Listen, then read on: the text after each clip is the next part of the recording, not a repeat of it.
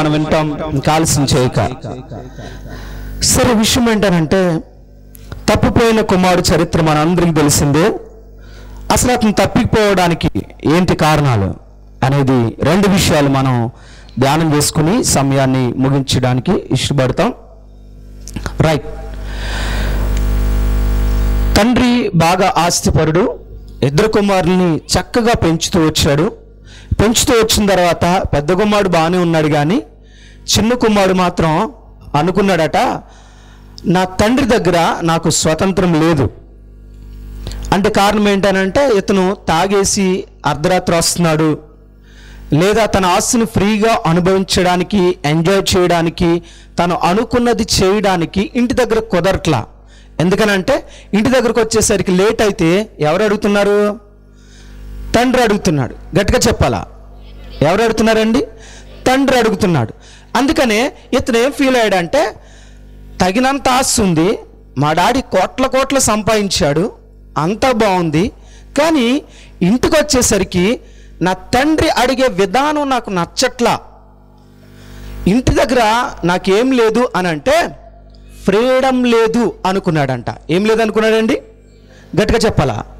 Freedom లేదు అంటే స్వతంత్రం లేదు అనుకున్నాడు.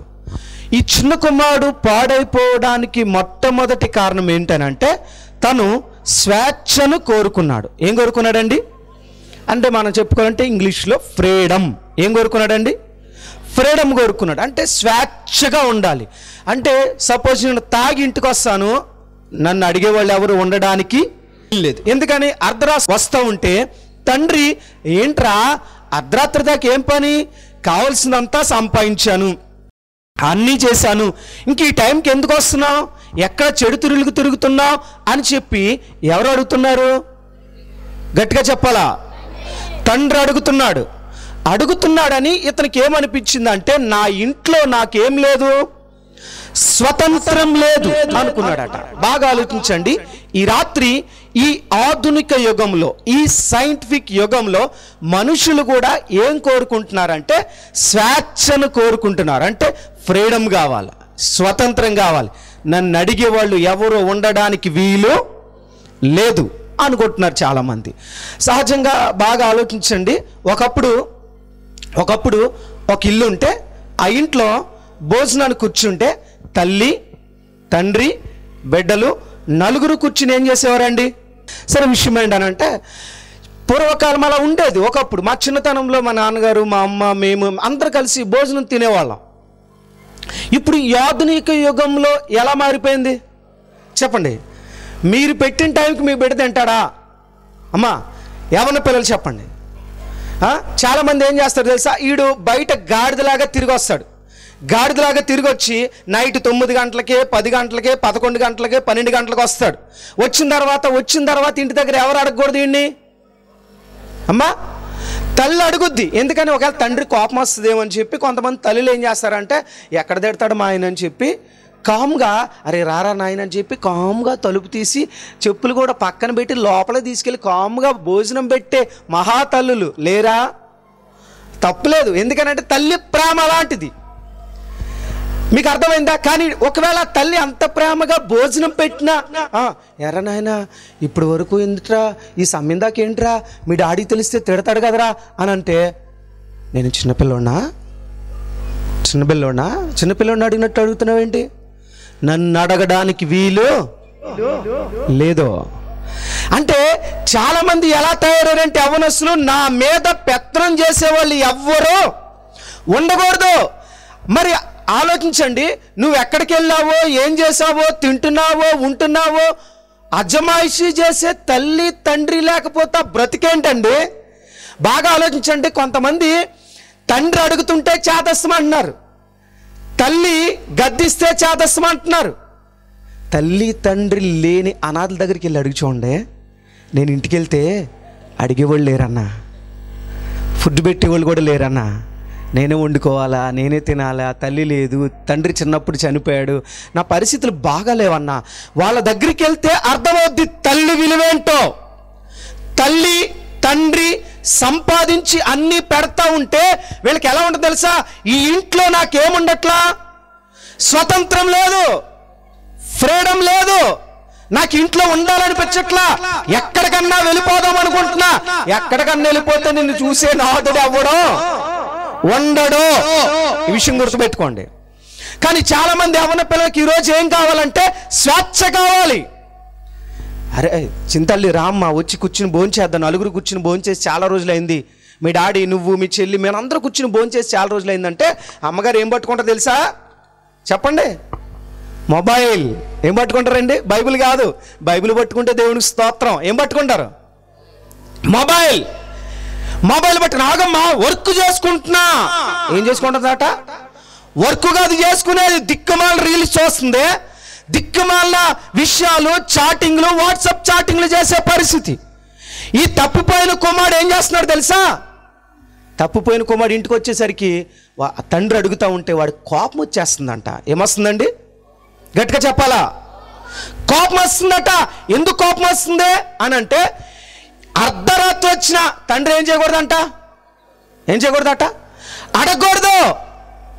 ఆలోచించు. నువ్వు బయటకు వెళ్తున్నావు, నువ్వు ఎక్కడికి వెళ్తున్నావో, ఏం చేస్తున్నావో, ఎప్పుడు వస్తావో, ఏ మీటింగ్కి వెళ్తున్నావో, ఏ ప్రార్థనకి వెళ్తున్నావో, ఏ మూవీకి వెళ్తున్నావో, ఎక్కడ తిరుగుతున్నావో అడగాల్సిన బాధ్యత నీ తల్లికి తండ్రికి లేదా? నువ్వు వచ్చిన తర్వాత నీకేదైనా జరిగితే మళ్ళీ నష్టపోయేది ఎవరు? ఎవరు? తల్లిదండ్రులే. ఆ బాధతోనే అడుగుతారు. ఈ నైట్ ఎక్కడన్నా పడిపోతే, ఏ యాక్సిడెంట్ అని అయిపోతే, ఏదైనా ఇబ్బంది జరిగిపోతే ఏమవుతుంది అనే భయం ఎవరిలో ఉంటుందండి? చెప్పాలా? తల్లిదండ్రులు ఉంటుంది. ఆడపిల్లలు ఆలోచించండి. నైట్ అయిన తర్వాత బయటికి వెళ్తున్నారు, ప్రార్థనలకు వస్తే సంతోషం. కానీ నైట్ అమ్మ ఫ్రెండ్తో పిక్నిక్కి వెళ్తున్నా, ఫ్రెండ్తో సినిమాకి వెళ్తున్నా, సెకండ్ షోలు ఫస్ట్ షోలు ఏంటి సినిమాలు నీకు? ఒకవేళ తల్లిదండ్రులు గనక తప్పమ్మ ఆడపిల్లి సమయంలో వెళ్ళకూడదమ్మా అని అన్నారనుకోండి, వాస్తవంగా మందిరానికి వచ్చే వాళ్ళు సినిమాలు చూడకూడదు. మీలో సినిమాలు చూసే మహానుభావులు ఎంతమంది ఉన్నారో నాకు తెలియదు, కానీ అర్థమైందా? చూడొచ్చా? గట్టిగా చెప్పాలా? స్వరం రావట్లేదు పాపం అన్న, కష్టం అన్న, చూడకుండా ఎలా ఉంటావన్నా అంటే. ఎందుకని నువ్వు బయటికి వెళ్తా, ఎవడో సైట్ కొడతాడు, తర్వాత నువ్వు ఇబ్బంది పడాలా. నీతో పాటు పరువు పోయేది ఎవరికి? తల్లిదండ్రులకి. ఒకరోజు ఒక ఆయన ఫోన్ చేశాడు, టీవీ వర్తమానం ద్వారా ఫోన్ చేసి, అన్నా నా బిడ్డ కొరకు ప్రార్థన చేయండి అన్న అంటే. ఏంటమ్మా అంటే, ఆ తండ్రి చెప్తున్న విషయం ఏంటి తెలుసా? డిగ్రీ చదువుతుందంట పాప, డిగ్రీ చదవడానికి కాలేజీ పంపించాడు, రూమ్లో ఉంటుందట. సో ఆ రూమ్లో ఉంటుంది, చక్కగా చదివిస్తున్నాడు, ఫీజులు కట్టిస్తున్నాడు. అయితే అక్కడ ఎవడో మొబైల్ షాప్ వాడు పరిచయం అయ్యాడంట. మొబైల్ షాప్ వాడు ఆడితే ఏం చేసిందంటే చెక్కేసింది. ఇప్పుడు ఈ తండ్రి బయటికి వెళ్తా ఉంటే, రే ఆడుకూతురేరా లేచిపోయింది, ఆడుకూతురేనంట. తల ఎక్కడ పెట్టుకోవాలో తెలియక ఏండ్రిన్ బాటిల్ తెచ్చుకుని టీవీ ముందు కూర్చుని, భార్య భర్త కొడుకు కలిసి టీవీ ముందు కూర్చుని, ఇంకా మనం బ్రతకడం అనవసరం, చచ్చిపోదాం అని చెప్పి చివరిసారిగా వర్తమానం పెట్టుకుంటే 2 అంచుల ఖడ్గం వర్తమానం వస్తుంది. వర్తమానం విని ఆ రోజు వర్తమానం దీని గురించే వస్తుందట. వెంటనే అది విరమించుకు నాకు ఫోన్ చేసి, సార్ మీరు చిన్న వయసు అయినా వర్తమానం అందించారు, చనిపోవాలనుకున్నాం, మా పరిస్థితి ఇది, ఏం చేయమంటారు చెప్పండి అన్న, బయటికి వెళ్తుంటే తలెత్తుకోలేకపోతున్నాం. వాళ్ళు మాట్లాడే సూటిపోటు మాటలు వింటూ ఉంటే ఏం చేయాలో అర్థం కావట్లేదు. ఇప్పుడు వరకు పరువుగా బ్రతికా, ఇప్పుడు వరకు సౌఖ్యంగా బ్రతికాం, నా బిడ్డ ఎక్కడికి వెళ్ళి చదివి రేపు పొద్దున ఉద్యోగం వస్తే నేను తలెత్తుకుని జీవిద్దాం అనుకున్నా. కూలి పనులు చేసుకుని రెక్కాడితే డొక్కాడని కుటుంబంలోంచి ఎంతో కష్టపడి నా బిడ్డను చదివించాను బ్రదర్. కానీ ఈరోజు నన్ను కాదని చెప్పి ఎవరితోనూ వెళ్ళిపోయింది. సమాజంలో తిరగలేకపోతున్నాను, ఏం చేయమంటారు బ్రదర్ అని అడిగితే ఆ తండ్రితో ఒకటే మాట చెప్పాను, సార్ అలాంటి పని ఏం చేసుకోవద్దు, అలాంటి పని చేసుకోవద్దు. ఎందుకనంటే పరువు తీసిందామే, ఏదో ఒక రోజు ఖచ్చితంగా లైఫ్ లో పశ్చాత్తాపడే రోజు ఒకటి వస్తుంది. మీరు చావాల్సిన అవసరం లేదు. బాగా ఆలోచించండి. ఈరోజు ఎంతమంది పిల్లలు, నేను మళ్ళీ చెప్తున్నాను, ప్రేమ అనే పేరుతో నువ్వు పరుగులు పెట్టేస్తే నీ తల్లిదండ్రులు పరుగు తీస్తే ఎలా? నిజంగా నువ్వు అంత ప్రేమించిన ఉద్దేశం ఉంటే తల్లిదండ్రుల దగ్గరికి వెళ్ళి ఒప్పించి వాళ్ళతో మాట్లాడి చేసుకో, తప్పు లేదు. అంతేగాని చెప్పా చేయకుండా దుకాణం సర్దుకుని వెళ్ళిపోతే నీ తల్లిదండ్రులు పరువేం కావాలి నువ్వు నివసిస్తున్న ప్రాంతంలో. ఎంతమంది పిల్లలకి బాధ్యత లేదండి. ఎంతమంది పిల్లలకి ఈరోజు తండ్రి సఫర్ అవుతున్నాడేమో, తల్లి సఫర్ అవుద్దేమో, ఇబ్బంది పడుద్దేమో అనే భయం లేదండి చాలా మందికి. వాళ్ళు ఎలా పోతే నాకెందుకు, నా లైఫ్ నేను చెప్పాలి గట్టిగా, నా లైఫ్ నేను చూసుకుంటే చాలు. గుర్తుపెట్టుకోండి, ఈ యవ్వన కుమారుడు కూడా అలాగే అనుకున్నాడంట. నా డాడీ అవ్వబోతే నాకేంటండి, నాకు లైఫ్ లో ఫ్రీడమ్ వద్దా, నాకు వయసు వచ్చింది, అనుభవించే వయసు ఇది, ఈ వయసు పోతే మళ్ళీ తిరిగి వస్తుందా అని చెప్పి ఎవరి మీద అడుగుతున్నాడు ఇప్పుడు తండ్రి దగ్గరకు వచ్చి, నా ఆస్తి నాకు చెప్పాలండి, నా ఆస్తి నాకు ఇచ్చే, నా వాటా వస్తుందా ఇచ్చే. అసలు బాగా ఆలోచించండి, ఆస్తి ఎవరిదే, ఎవరిదండి? మరి వీడి ఆస్తి ఎక్కడిది? వీడికి ఆస్తి ఉందా? తండ్రి ఆస్తే వీడి ఆస్తి. కానీ ఇప్పుడు ఒక్క మాట చెప్పండి, తండ్రి తలుచుకుంటే, రే నీకు ఆస్తి ఎక్కడదరా, నీకు ఆస్తి ఒకటి వచ్చిందా? నువ్వు కట్టుకునే బట్ట, వేసుకునే చెప్పులు, నువ్వు వాడే ప్రతి వస్తువు నాదే అనగలడు. అన్నాడా? గట్టిగా చెప్పాలండి, గట్టిగా అన్నాడా? అన్లా. ఎందుకో తెలుసా? కొడుకంటే ఏంటండి? ప్రేమ. బాగా ఆలోచించండి, మీ అమ్మాయి మిమ్మల్ని ఎంత ఎదిరించినా, ఎంత దారుణంగా మాట్లాడినా ప్రేమ పోద్దా? అమ్మ పోద్దా? తల్లి చెప్పాలా? పోదు. కోపంతో అన్నా సరే పోన్లే అని మరలా ఏం పుట్టుకొస్తుంది? ప్రేమ పుట్టుకొస్తుంది. తల్లిదండ్రులు చెప్తారు, అరే నీకోసం బైక్ కొన్నవరా, చాలా జాగ్రత్తగా వెళ్ళాలి ఏనా అని చెప్పి, నీకోసమే కొన్నాను రా అని తండ్రికి ఇస్తాడు. ఇదేం చేస్తాడు తెలుసా? చెప్పండి, రై రై అంటావు. అయ్యో బాబోయ్, ఇంకా భూప్రపంచంలో నాకు తప్ప బైక్ ఎవరికి లేదు అన్నట్టు తిరుగుతాడు వీడు. ఇంకా అమ్మాయిలు కనబడితే ఎక్సలేటర్ ఇంకేమవుతూ ఉంటది చెప్పండి, హార్నో ఎక్సలేటర్ గాడిదలాగా తిరుగుతూ ఉంటాడు వీడు. మీకు అర్థమైందా? డాడీ చెప్తాడు, అరే జాగ్రత్తగా వెళ్ళు. తల్లి చెప్పుద్ది బయటకు పంపించినప్పుడు, అరే నాన్న స్లోగా వెళ్ళరా, ఒక్కగానో కొడుకురా, నీ మీద ఆశ పెట్టుకున్నాం, నీ మీద ప్రాణం పెట్టుకున్నాం, నీకు యాక్సిడెంట్ అయితే మరలా డబ్బులు ఖర్చు పెట్టేది ఎవరు? తల్లిదండ్రులే. హాస్పిటల్లో పాడేస్తే మళ్ళీ ఏడ్చేది ఎవరో తెలుసా? నువ్వు బండి పోగొట్టామని బాధపడరాళ్ళు. ప్రార్థన ఏం చేస్తారు తెలుసా? దేవా బండి పోతే పోయింది ప్రభు, 1,00,000 రూపాయలు పెట్టుకున్నా, నా బండి కంటే నా కొడుకు ముఖ్యం ప్రభువా, నా కొడుకు బాగుంటే చాలు ప్రభువా. చేస్తారు చేయరండి? తల్లిదండ్రుల ప్రేమ అంత గొప్పది. కానీ వీళ్ళకి ఎలా ఉంటుంది తెలుసా? తల్లిదండ్రులు ఇన్వాల్వ్ అవుతా ఉంటే కొంతమందికి ఎలా ఉంటుంది, నాకు ఫ్రీడమ్ లేదు, నాకు స్వతంత్రం లేదు, నాకు స్వేచ్ఛ లేదు అనే యవ్వన పిల్లలు ఉన్నారు ఈ రోజున. ఆలోచించండి, ఇప్పుడు ఒక ఫ్యామిలీలో తల్లి తండ్రి బిడ్డలు కూర్చుని భోంచేస్తే సంతోషంగా ఉంటుందా ఉండదా? అమ్మ ఉంటుందా ఉండదా? ఎంతకాలం అయిందో అలా చేసిపోతాం కదా. ఇది వరకు ఒకే కుటుంబంలో ఒకే రూమ్ లో ఉన్న పరిస్థితులు ఉండే, లేకపోతే 2 రూమ్లు. ఇప్పుడు ఒక్కొక్కరికి చెప్పండి గట్టిగా, ఒక్కో బెడ్రూమ్, కొడుకు ఒకటి, కూతురు ఒకటి, తల్లి ఒకటి, తండ్రి ఒకటి, కామన్గా వస్తే హాల్ ఒకటి. ఎన్ని రూమ్స్ ఉన్నాయి అంటే ఎవరు స్వేచ్ఛను వాళ్ళు చెప్పాలా? దేవుని మందిరానికి వచ్చినప్పుడు ఎలా ఉండాలట, దేవుని సన్నిధికి వచ్చినప్పుడు ఎలా ఉండాలా?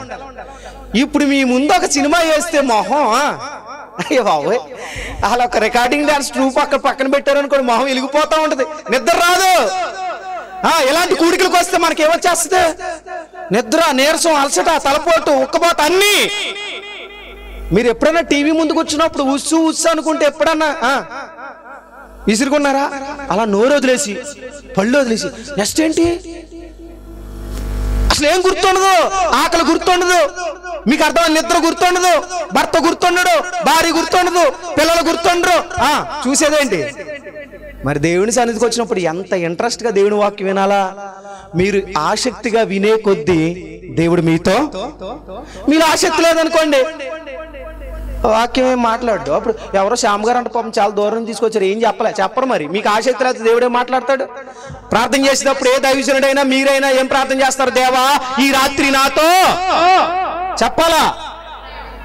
సమూయేలు పిలిచినప్పుడు సమూయేలు అంటున్నాడు, నీ దాసుడు సెలవిమ్ము అంటే ఆలకించినప్పుడు చెప్పాడా, ఆలకించక ముందు చెప్పాడా?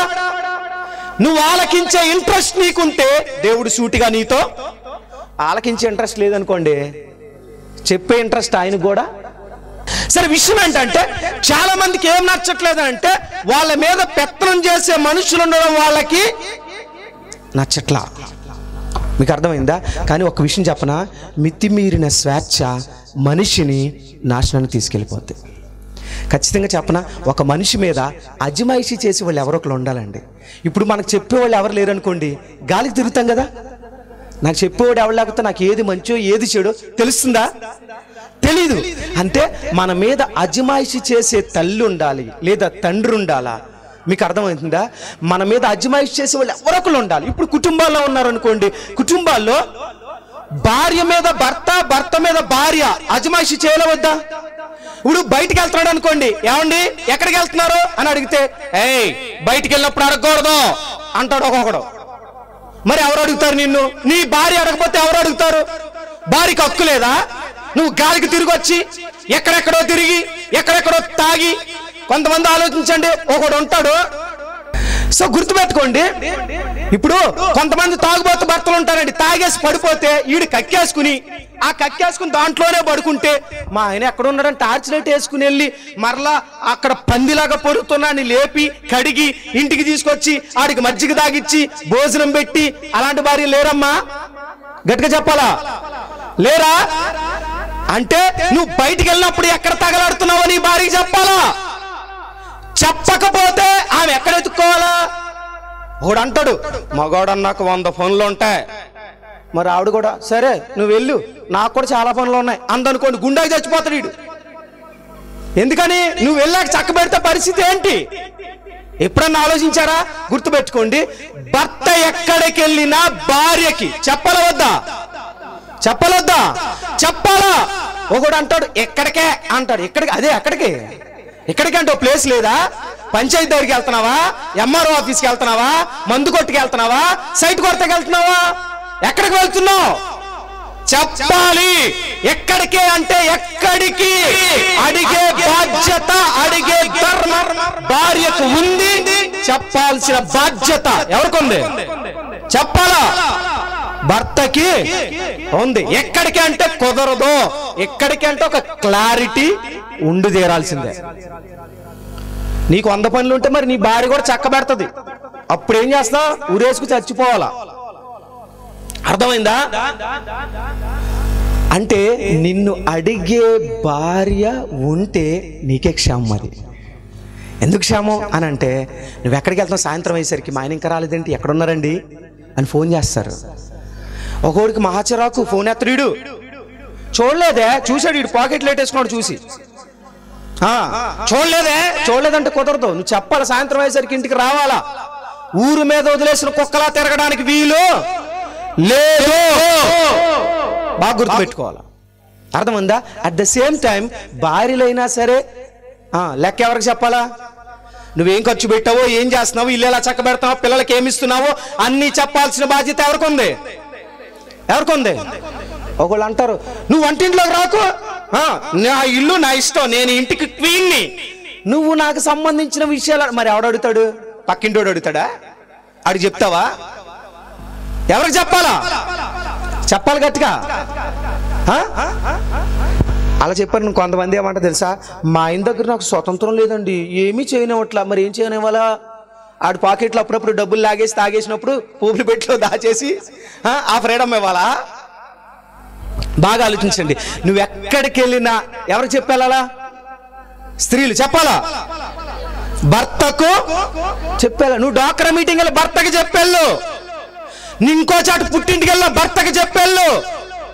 భర్తకు చెప్పకుండా నువ్వు ఏం చేసినా అది వాక్యానుసారము. బైబిల్ ఏం తెలుసా? గుణవతి అయిన భార్య దొరుకుట అరుదు, అట్టిది ముత్యము కంటే విలువైనది. అలాగనే ఉందా? అందమైన భార్య దొరుకుట అరుదు, అట్టిది ముత్యము కంటే విలువైనది అని ఉందా? చెప్పాలమ్మా. ఏ భార్య దొరుకుటంట? అరుదు అంటే అర్థమైంది తెలుసా? అక్కడక్కడ దొరుకుతారని. అందమైన వాళ్ళు చాలా మంది దొరుకుతారు, కానీ గుణవతి అయిన వాళ్ళు మాత్రం చాలా అరుదుగా. బైబిల్ ఏం తెలుసా? వివేకము లేని సుందర స్త్రీ పంది ముక్కునున్న. ఇప్పుడు బంగారం అందంగా ఉంటుందా లేదా? బంగారం ఇప్పుడు చూడలేదన్నా అన్నట్టు చూస్తున్నారు మీరు.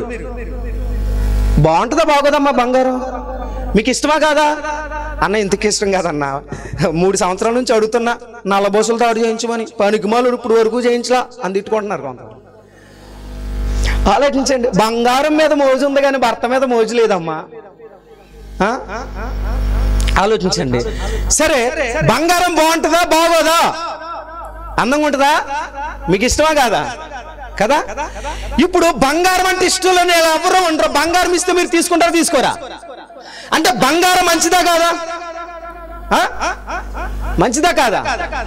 సరే, ఆ బంగారం తెచ్చి పంది మూతికి పెట్టి దానికి ముద్దు పెట్టి తీసేసుకో అన్నారు. ఏం చేస్తారు మీరు? మొహం ఎలా పెట్టేసారు అప్పుడే?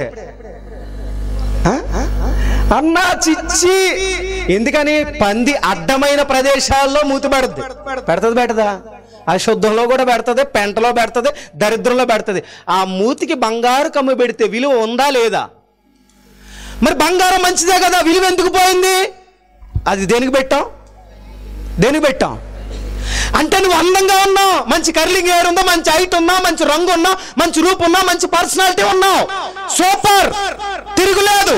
కానీ నీ బుద్ధి మంచిది కాకపోతే ఆ బుద్ధి పందితో పోల్చబడింది. అంటే నీ అందం మంచిదే, బుద్ధి మంచిది కాకపోతే పందితో సమానం.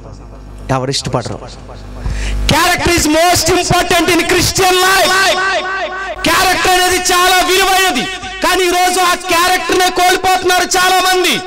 గుర్తుపెట్టుకోండి, క్రైస్తవ జీవితంలో మనల్ని చూసి అన్యులైనా మార్చబడాలి అని అంటే 100% మన ప్రవర్తన చెప్పాలా? ఎలా ఉండాలా? అంటే పరిశుద్ధంగా ఉండాలా. నీ మాటలు, నీ ప్రవర్తన, నీ చేతలు పరిశుద్ధంగా ఉండాలి.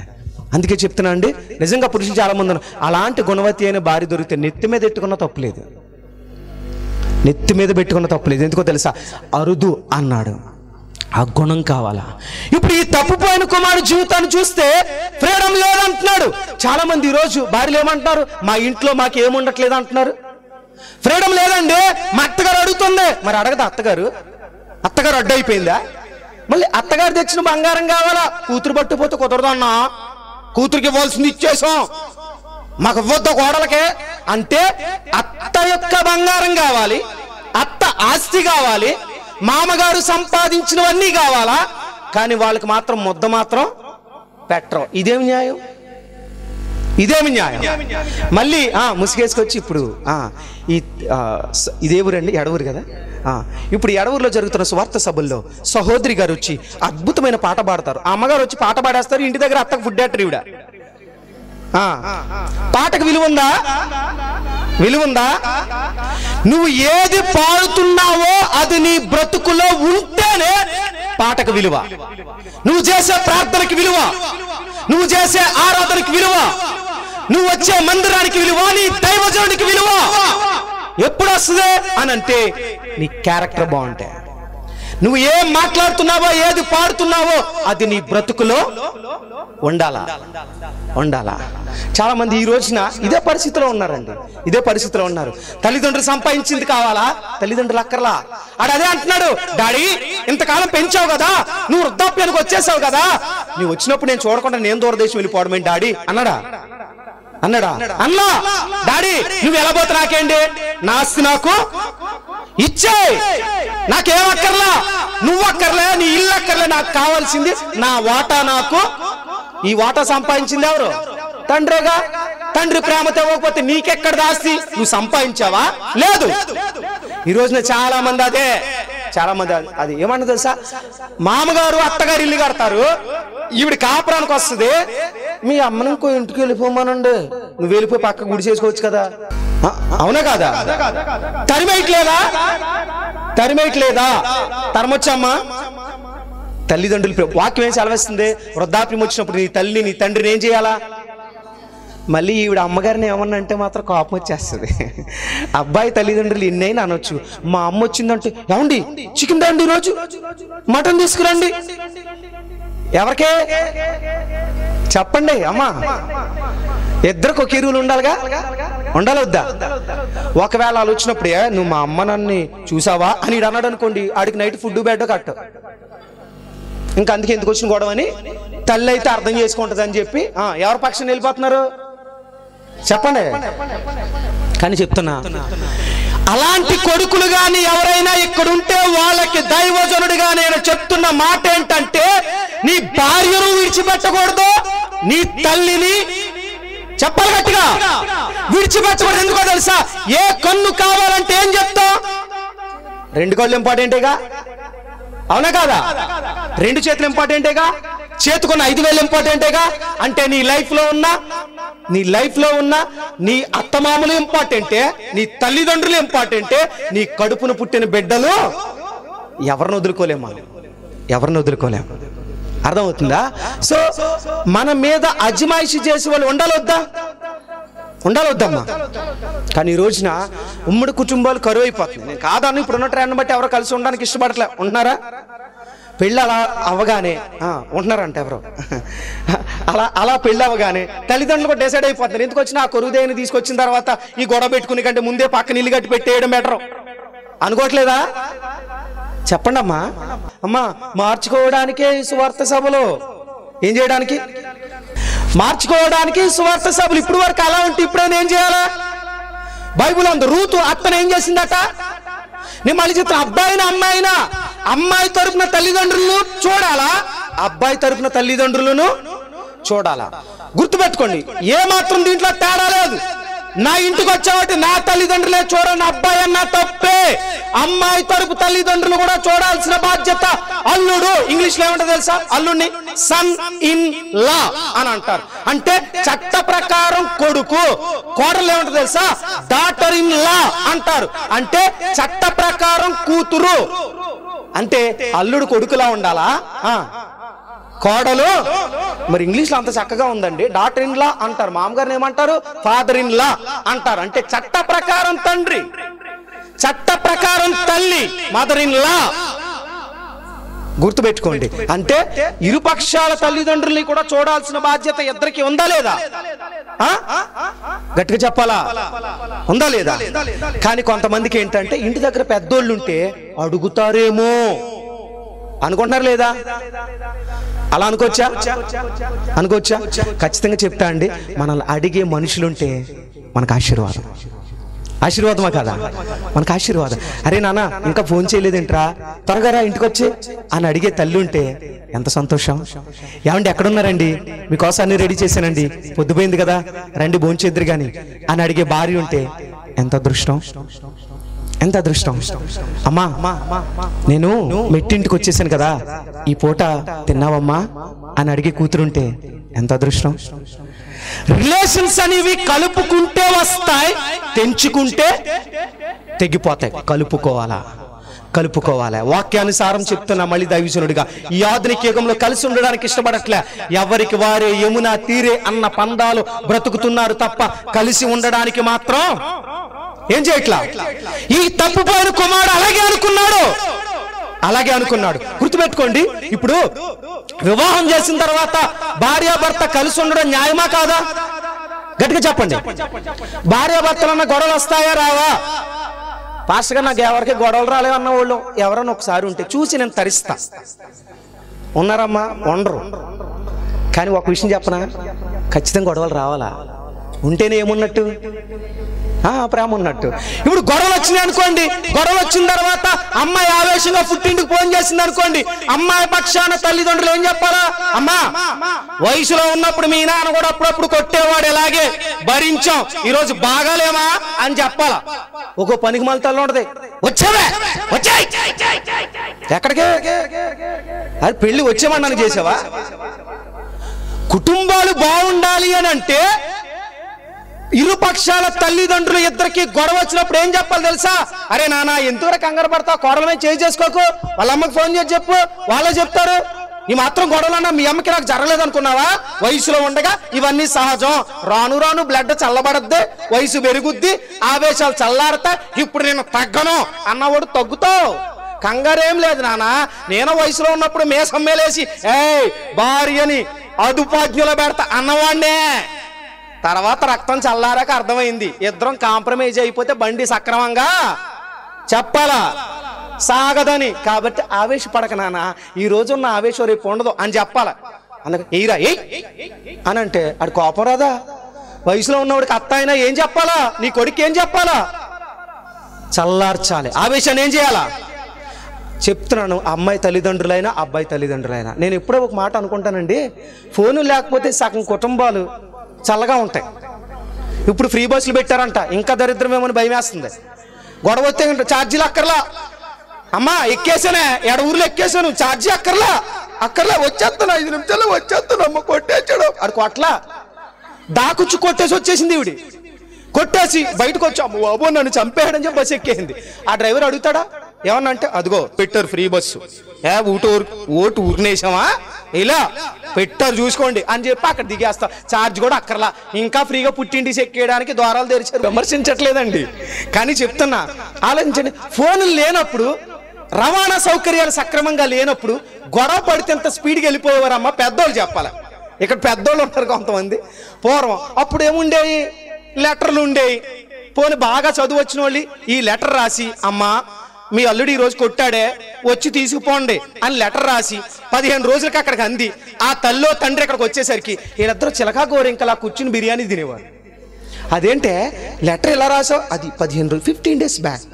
మరి ఇప్పుడు చల్లారిపోయింది డాడీ, ఇప్పుడు హ్యాపీగా మరి ఇంత ఛార్జీలు పెట్టుకుని ఇంత ఆవేశంగా వచ్చాం కదా అని అంటే, ఏం లేదులే డాడీ అన్ని కామను, ఇంకోసారి లెటర్ వస్తే రాక్ అని చెప్పి పంపించేస్తారు. అలా ఉండేవారు అప్పుడు, అందుకే కుటుంబాలు బాగుండే. కానీ ఇప్పుడు ఏమొచ్చాయి చెప్పండి, సెల్ ఫోన్లు వచ్చావు, బాగుపడ్డాం అనుకున్నాం కానీ బాగుపడలా. ఒకప్పుడు కుటుంబ వ్యవస్థకి ఇప్పటికి తేడా ఉందా లేదా? ఒకప్పుడు పాప ఇంత పెంచి వీరిపోలా, ఈ రోజు ఫేస్బుక్ లవర్స్ పెరిగారు, ఇన్స్టాగ్రామ్ లవర్స్ పెరిగారు, షేర్ చాట్ లవర్స్ పెరిగారు, సోషల్ మీడియా లవర్స్ పెరిగారు. పెరిగిన తర్వాత ఫేస్బుక్ చూసి లవ్ చేసుకునే వాళ్ళు, ఇన్స్టాగ్రామ్ లో లవ్ చేసుకునే వాళ్ళు రావక్కర్లా, బాత్రూమ్ లో కూర్చుని వీడియో కాల్ మాట్లాడుకునే నిష్ఠ దరిద్రులు కూడా ఉన్నారు. ఇది వాస్తవం. టెక్నాలజీ పెరుగుతుంటే కుటుంబ బాంధవ్యాలు ఏమవుతున్నాయి చెప్పాలి గట్టిగా, తగ్గిపోతా ఉన్నాయి. ఏం చేస్తున్నాయండి గట్టిగా చెప్పండి, తగ్గిపోతా ఉన్నాయి. సో ఈ రాత్రి పరిశుద్ధాత్మ దేవుడు చెప్తున్న విషయం ఏంటంటే, కుటుంబ సభ్యులు, కుటుంబంలో పిల్లలు ఆవేశపడితే ఆవేశాన్ని ఏం చేయాలా? చల్లార్చాలా. ఆ తండ్రి ఏమన్నారు తెలుసా, అరే నాన్న నువ్వు యవనస్తుడురా, బయటికి వెళ్ళిపోతే ఈ ఆశతో నువ్వు డీల్ చేయలేవురా, నువ్వు చిన్నోడు, ఇంత ఆశ నువ్వు పట్టుకెళ్ళినా నిన్ను పాడు చేసేస్తారు నాన్న, వద్దురా అని తండ్రి ఏం చేశాడండి? నచ్చ చెప్పడలేదా? చెప్పాడు. ఎందుకనంటే బిడ్డ మీద ఏముంది ఆయనకి? ప్రేమ ఉంది. అలా చెప్తే వినడండి, వినలే. ఆడ ఆవేశాన్ని చల్లార్చడానికి ఎంత ప్రయత్నం, డాడీ వద్దు, నా ఆస్తి నాకు ఇచ్చే, నీ దగ్గర ఫ్రీడమ్ లేదు డాడీ, నువ్వు ఎప్పుడు పడితే అప్పుడు అడుగుతున్నావు డాడీ, ఎంత ఖర్చు చేస్తున్నావు ఎందుకు నాన్న అని అడుగుతున్నావు, సో నాకు ఇక్కడ ఉండడం ఇష్టం అన్నాడు. ఇంకా తట్టుకోలేపాడండి, చాలా రకాలుగా ట్రై చేశాడు. పెద్దలో పెట్టాడండి, హే నీకు ఆస్తి లేదు పోరా అన్నాడా? అనలే. ఒకటే అన్నాడు, సరే నాన్న నీకు ఎంత కావాలో నీ ఆస్తి నీకు ఇచ్చేస్తున్నా అని చెప్పి ఆ వాటా ఆస్తి అతని చేతిలో పెట్టేశాడు. అది తీసుకుని ఎక్కడికి వెళ్ళిపోయాడమ్మా? చిన్నప్పుడున్న స్టోరీ చెప్పరా? ఏ దేశానికి వెళ్ళిపోయాడు? దూరదేశానికి వెళ్ళిపోయాడు. అతను పాడైపోవడానికి, పతనం అవడానికి మొట్టమొదటి కారణం ఏంటంటే ఫ్రీడమ్ కోరుకున్నాడు, అంటే స్వేచ్ఛను కోరుకున్నాడు. ఏం కోరుకున్నాడు? రెండో విషయం ఏంటి తెలుసా? అక్కడికి వెళ్ళిన తర్వాత ఇప్పుడు డబ్బు వచ్చింది కదా, చుట్టూ ఎవరు చేరతారండి? అమ్మాయిలు చేరారు, ఫ్రెండ్స్ చేరారు, అందరూ చేరారు. అవి పట్టుకెళ్ళి దుర్వ్యాపారం చేశాడంట. ఏ వ్యాపారం అండి? గట్టిగా చెప్పండి. అంటే ఇప్పుడు చెడ్డ స్నేహితులు అందరూ తయారు, చెడ్డోళ్ళు వచ్చినప్పుడు చెడ్డ వ్యాపారమే జరుగుతుందిగా, అవునా కాదా? ఈ రాత్రి మాటలు వింటున్నప్పుడు బాగా గుర్తుపెట్టుకోండి, అతను పాడైపోవడానికి రెండో కారణం ఏంటంటే చెడ్డ స్నేహితుల జత పట్టాడు. ఎవరి జత? ఆత్మీయ జీవితంలో గుర్తుపెట్టుకోండి, నువ్వు మంచోళ్ళ జత పడితే మంచిదాని అవుతావు, మంచోడు అవుతావు. చెడ్డోళ్ళ జత పడితే ఖచ్చితంగా బైబిల్ ఏం సెలవిస్తుందంటే దుష్ట సాంగత్యం ఏనాడబడింది? గట్టిగా చెప్పాలా? దుష్ట సాంగత్యం మంచి నడవడిని పాడు చేస్తుంది. ఏ నడవడిని అంటే కొన్ని సందర్భాల్లో మీరు మంచోళ్ళు అయి ఉండొచ్చు, కానీ కూడా ఉన్న స్నేహితులు మాత్రం మంచోళ్ళు ఉండరు. ఉండరా? ఉండరు. మీరు ఎప్పుడైనా గుర్తుపెట్టుకోండి, డబ్బున్నప్పుడు నీ చుట్టూ అందరూ చేరరా.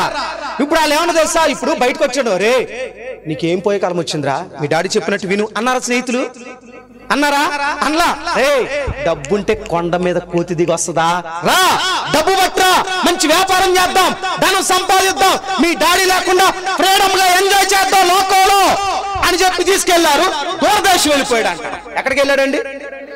ఉన్న ఊర్లో ఎందుకు లేడంటే, ఉన్న ఊర్లో ఉన్నప్పటి నుంచి తెల్లారులేస్తే మరలా ఎవరి మొహం చూడాలా? ఎవరి మొహం చూడాలా? తండ్రి మొహం చూడాలా. తండ్రి మొహం చూడాలని కోపం వచ్చింది, అందుకనే దూరదేశం వెళ్ళిపోయాడు, దుర్వ్యాపారం చేశాడు. స్నేహితులు తయారయ్యారు, చిడతలు కొట్టే స్నేహితులు చాలా మంది ఉంటారు. ఏముంటే? గట్టిగా చెప్పండి. డబ్బు ఉంటే. మీరు బాగా ఆలోచించండి, విలేజే కదా, చుట్టుపక్కల మీతో ఏదైనా ఉప్పు పప్పు అవసరం ఉంటే ఇన్ని అని చెప్పి చేరరా. అక్క నీ గురించి ఆవిడ ఏమందో తెలుసా, లేనిపోని అని చెప్పింది. ఎందుకు? నీ దగ్గర ఏం కావాలో అవన్నీ దోచే వరకు కూడా ఆమె చెప్తారు చెప్పరా? నువ్వు బైక్ కొనుక్కున్నావు అనుకోండి, అరే రారా బైక్ మీద తిరుగుదాం అని తిరుగుతాడు. నీ బైక్ యాక్సిడెంట్ చేస్తే ఆడు రూపాయి ఇస్తాడా? గుర్తుపెట్టుకోండి, దుష్ట సాంగత్యం ఏ నడబడిని పాడు చేస్తుంది.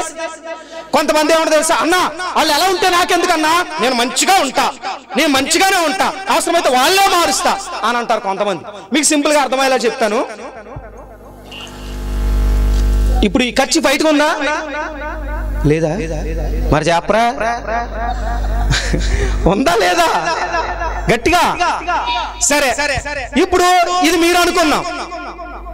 ఇప్పుడు ఇది నాకు వాటర్ తాగడానికి తీసుకొచ్చారు, ఆ బాటిల్లో ముంచి బయటికి తీసా, తెల్లగుంటదా మారిపోద్దా? మారిపోయిందా? మంచినీటిలో ముంచితే తెల్లగానే ఉంటుందా నల్లగా మారుద్దా? మారింది. అంటే మంచి వాటర్ లో ముంచితే తెల్లగానే ఉంది, దాని స్వరూపాన్ని కోల్పోలే, బరువును మాత్రం మార్చుకోండి. కానీ ఇదే తీసుకెళ్లి ఇక్కడ ఏదైనా బురద ఉందనుకోండి, ఆ బురద అదిగో అక్కడ ఉంది కదా, దాంట్లో వేసి తొక్కేసి బయటికి తీసాను అనుకోండి, అప్పుడు ఎలా ఉంటుంది అది? ఎందుకని? ఇప్పుడు అదేంటండి, నా స్వరూపాన్ని నేను కోల్పోను, నా పరిశుద్ధత నేను కోల్పోను, ఎవరితో ఉన్నా నాకు అనవసరం, నేను బానే ఉంటా అని అంటే, మంచితో ఉంటే మంచిగా ఉంది, బురద వాటర్లో పడేస్తే ఏమైంది? ఇది నువ్వు కూడా అంతే. నువ్వు మంచి వ్యక్తివై ఉండొచ్చు, నువ్వు ఆత్మీయురాలివై ఉండొచ్చు, దేవుని కొరకు బ్రతికే వ్యక్తివై ఉండొచ్చు, దేవుని కొరకు రోషం కలిగి బ్రతకాలనే తపన కలిగిన వ్యక్తివై ఉండొచ్చు. కానీ చెడ్డ వెధవలు నీ పక్కన చేరారా, క్రమక్రమంగా నీ ప్రవర్తన ఏం చేస్తారు? వాళ్ళు ఏం చేస్తారు? పాడు చేస్తారు. ఏమంటారు తెలుసా? సినిమా చూస్తే తప్పేం లేదురా, బైబిల్ ఎక్కడన్నా ఉందా అంటాడు ఒకడు. అని వాళ్ళు ఉన్నారా? కొంతమంది సినిమా చూడకూడదని బైబిల్ ఎక్కడ ఉందండి ప్రశ్నిస్తున్నారా? ఉందా లేదా? పని లేదండి. మొహం కడుక్కోమని బైబిల్ ఎక్కడన్నా ఉందా? చెప్పండి గట్టిగా. నువ్వు పళ్ళు తోముకో, ఉదయం కోల్గేట్ పేస్ట్ పెట్టుకుని చక్కటి సెన్సోడే పెట్టుకుని బ్రష్ అని ఉందా? మానేద్దామా? కంపు కూడా చచ్చిపోతాం, పక్కోడు ఎవడానికి నీ దగ్గర రాడు కూడా కదా. అంటే అర్థమేంటి? అల్లరితో కూడిన ఆటపాట్లని బైబిల్లో ఉంది. దేవుని చిత్తానికి వ్యతిరేకమైన ఏవి మనం చేయడానికి వీలు ఉందా? లేదు. కాడు గుర్తుపెట్టుకో, చెడ్డ స్నేహితులతో చేతపడితే వాళ్ళు ఏమంటారు తెలుసా? బూతులు మాట్లాడడం తప్పు కాదురా, సైట్ కొట్టడం తప్పు కాదురా, ప్రేమించడం తప్పు కాదురా, సినిమాలు చూడడం తప్పు కాదురా, సీరియల్ చూడడం తప్పు కాదమ్మా, ఇలాంటి దిక్కుమాలిన మాటలు చెప్పేసరికి క్రమక్రమంగా మన మైండ్ సెట్ ఏమవుతా ఉంటుంది? చూడు, ఆ పాస్టర్ గారు బాగున్నారా, ఆ సంఘ పెద్ద బాగున్నారా, ఆ విశ్వాసి బాగున్నారా, వాళ్ళు పాడైపోలేదా, మనం విశ్వాసులం కదా, మనం పాడైతే తప్పే ఉంది అనే బ్యాచ్ కూడా. నేను మళ్ళీ చెప్పనా, భక్తి వ్యక్తిగతం. బైబిల్ ఏముందంటే పౌలు గారు మాట అంటాడు, విశ్వాసమునకు కర్తయు దాన్ని కొనసాగించే ఎవరో చూడాలా. మరి లేపింది చూస్తున్నావు, ఆకలేస్తే నువ్వే తింటావు, చెయ్యి కాలితే నీకే మండుద్ది, అవునా కాదా? భక్తి అనేది వ్యక్తిగతం. వాళ్ళని వీళ్ళని చూసి నీ పవిత్రతను ఏం చేసుకోకూడదు. ఇప్పుడు చెడ్డ స్నేహితుడితో జతపట్టాడు గనక ఏ వ్యాపారం చేశాడట? దుర్వ్యాపారం అంటే మంచిదా చెడ్డదా? చెడ్డ వ్యాపారం చేశాడు. బాగా ఆలోచించండి, మంచోడితో జత కట్టుంటే ఏ వ్యాపారం చేసి ఉండేవాడు? దుర్వ్యాపారం అన్నాడు. ఏ వ్యాపారమో నాకు ఇక్కడ తెలియదు, మన ఎవరికి తెలియదు, ఏ వ్యాపారం చేశాడో మనకు తెలియదు. డ్రగ్స్ అమ్మాడేమో మనకు తెలియదు, ఇప్పుడు చెడ్డ వ్యాపారం అంటే కొంతమంది ఈ రోజుల్లో కూడా ఇప్పుడు మందు వ్యాపారం మంచిదేనా అమ్మ చెప్పాలా? సారా కొట్టు పెట్టి అయ్యగారు సారా కొట్టు నేను ప్రార్థన చేయండి అయ్యగారు, నేను దశం భాగం తెచ్చిచ్చేస్తానండి. సారా కొట్టు మంచిదా? మళ్ళీ ప్రార్థన చేయకపోతే ఆడికి మనిషికి వచ్చినట్టు వచ్చేది కోపం. అదేమంటావు తెలుసా? ఈ మందిరమేనా? మందిరాన్ని చెప్పాలి గట్టిగా, చెప్పరే అమ్మా అంటున్నారా లేదా? అనొచ్చా? మంచోళ్ళతో జత కడితే మంచి వ్యాపారం చేస్తాం. నువ్వు కూల్ డ్రింక్ షాప్ పెట్టుకో తప్పులేదు, కిరాణా వ్యాపారం పెట్టుకో తప్పులేదు, కూరగాయల షాప్ పెట్టుకో తప్పులేదు, టైల్ షాప్ పెట్టుకో తప్పులేదు, పెయింట్ షాప్ పెట్టుకో తప్పులేదు, సౌండ్ సిస్టమ్ షాప్ పెట్టుకో తప్పులేదు, లైటింగ్ షాప్ పెట్టుకో తప్పులేదు, చీరలు అమ్మే షాప్ పెట్టుకో తప్పులేదు, ఫ్యాన్ షర్ట్లు అమ్ముకునే షాప్ పెట్టుకో తప్పులేదు, కాంట్రాక్ట్లు చేయి తప్పులేదు. కానీ మనుషులకు హాని కలిగించే వ్యాపారం అది మంచిది కాదు. అది మందు వ్యాపారమా, కైనియా, గుట్కాయా, పాల్పరాగా, మనుషులు పాడు చేసే ఏ వ్యాపారమైనా అది మంచిది మాత్రం కాదు. ఈరోజు చాలా మంది కిల్లి కొట్లలో కూడా దేవుని మందిరానికి వస్తూ కూడా పాన్ పరాగులు గుట్కాలు అమ్ముతున్నావంటే నువ్వు ఆత్మీయుడివి కాదు. నాకు తెలిసిన ఫ్రెండ్ ఉన్నాడు, వాడు ఆయన కుటుంబం నుంచి రక్షించబడ్డాడు. వచ్చిన తర్వాత వాళ్ళ షాపులో గుట్కాలు పక్కన పడేశాడు, సిగరెట్లు పక్కన పడేశాడు, బీడీలు పక్కన పడేశాడు. వాడికి ఏవైతే లాభం వస్తున్నా పక్కన పడేసి కూల్ డ్రింక్స్ మిగతా మాత్రం అమ్ముతున్నాడు. ఇది మంచి వ్యాపారమా చెడ్డ వ్యాపారమా?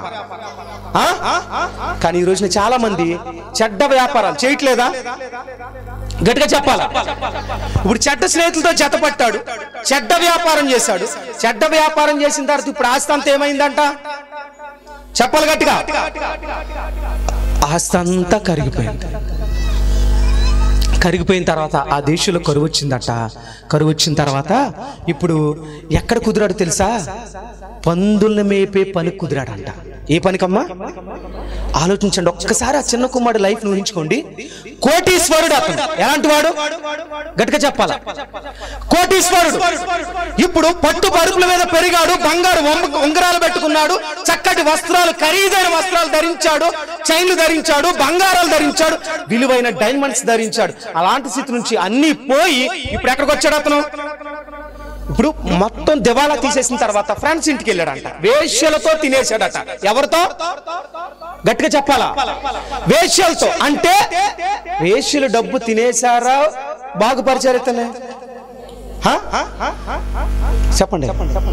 అందుకే గుర్తుపెట్టుకోండి, ఈ రోజున చాలా మంది పెళ్ళైన వాళ్ళు కానీ పెళ్లి కాని వాళ్ళు కానీ, డార్లింగ్ రీఛార్జ్ చేయించేయి అంటే ఇడు వందల రీఛార్జ్ చేయించేస్తాడు. అయ్యగా నీకెందుకు డార్లింగ్? 5 నిమిషాలు 5 నిమిషాలు. ఏం చేస్తాడు? అరే నానా అమ్మకి ఎప్పుడైనా చేరుకొని పెట్టావా నీ మొహం పెట్టుకుని? తల్లికి చేరుకొని నీడు గర్ల్ ఫ్రెండ్కి ఏమేస్తాడట? రీఛార్జ్లు. నీ కష్టార్జించేది ఎప్పుడైనా నీ తల్లికి చేరగొన్నావా? చాలా మంది ఈ రోజున సినిమా హీరోలకి ఫ్లెక్స్లు కడుతున్నారు. నేను తప్పని చెప్పండి, అంటే తప్పే. తల్లికి ఎప్పుడైనా ఫ్లెక్స్ పెట్టాడు ఈ దరిద్రుడు? పెట్టాడా? తల్లికి చేరగొన్నాడు. మళ్ళీ దీనికి ఏమేస్తాడు తెలుసా? చెప్పండి. పాలాభిషేకం, దండలు. నేను అన్యుల గురించి మాట్లాడలేదండి, నోట్ చేసుకోండి పాయింట్. దేవుడి మార్గానికి రాని అన్యుల గురించి మాట్లాడలా, క్రైస్తవుల గురించి. దేవుడి మందిరానికి వస్తూ వాక్యాన్ని వింటూ యూత్ లీడర్ గా ఉంటూ యూత్ గా సంఘంలో ఉంటూ అలాంటి వ్యక్తుల కోసం ఈ మాటలు చెప్తున్నా. హీరో ఫ్లెక్స్ కట్టావు గాని ఏ రోజైనా నీ తల్లికి తిండెట్టావా? నీ తండ్రికి మంచి బట్ట కొన్నావా? లేదు. తల్లిని తండ్రిని టార్చర్ పెట్టి అక్కడ ఏం కడతాడు? చెప్పండి. ఫ్యాన్ అంట. వీడికి ఏమన్నా అయితే తల్లిదండ్రులు వస్తాడా? ఆడొస్తాడా? చెప్పండి. కానీ వీడికి అర్థం కాదే.